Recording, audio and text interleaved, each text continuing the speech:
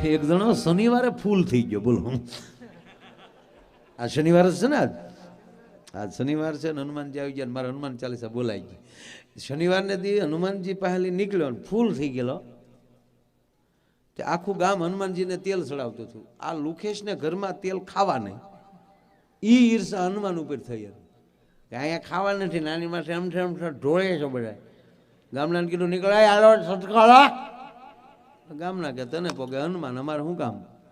તો ગામના વૈયા ગયા. પછી પૂજારી બે ત્રણ બીજા બેઠેલા એને કીધું નીકળો હાલો બાપુ જય સિયારામ કરવા. હા બાપા આ નીકળ્યા. પછી તો હનુમાનની બે વજ્યા.